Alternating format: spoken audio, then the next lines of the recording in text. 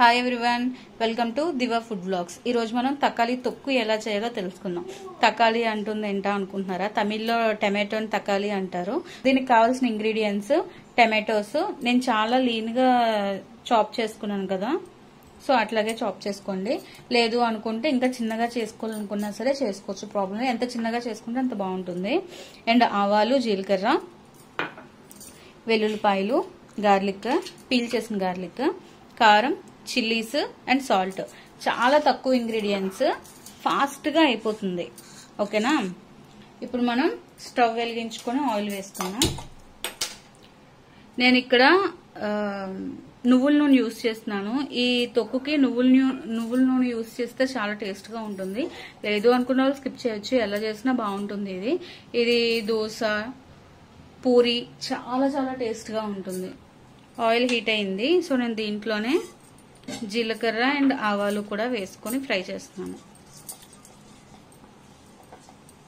ఒక 2 to 3 spoons. దీనికి oil కూడా ఎక్కువ అవసరం లేదు, ఇంకో 2 to 3 స్పూన్స్ వేసుకుంటే సరిపోతుంది.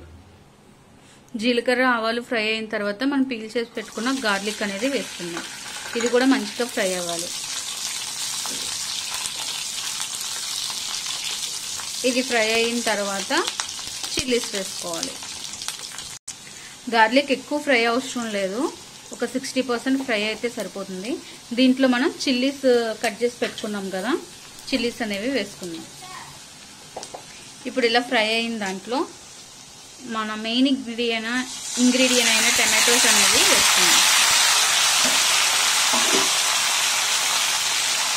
ఇది బాగా మిక్స్ చేసుకోవాలి అండ్ బాగా స్మాష్ అయిపోవాలి, బాగా మగ్గిపోవాలన్నమాట.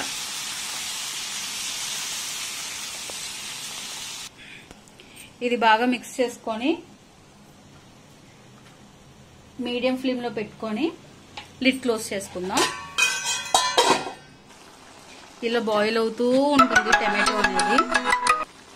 టమాటో అనేది ఇలా బాయిల్ అవుతూ ఉంటుంది.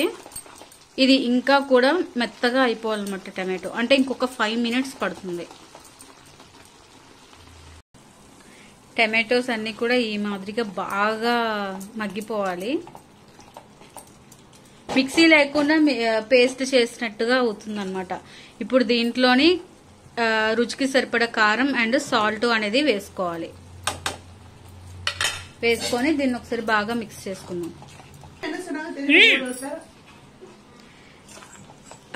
చిల్లీ పౌడరు, సాల్ట్ వేసి కలిపిన తర్వాత ఇలా ఉంటుంది. ఒక 2 minutes, జస్ట్ 2 minutes స్మెల్ అనేది పోయే వరకు మనం ఫ్రై చేసుకుంటే సరిపోతుంది.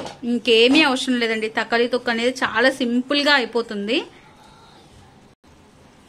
నాకు 2 minutes అయిపోయింది, సో ఇంకా నేను స్టవ్ అనేది ఆఫ్ చేసుకుంటున్నాను.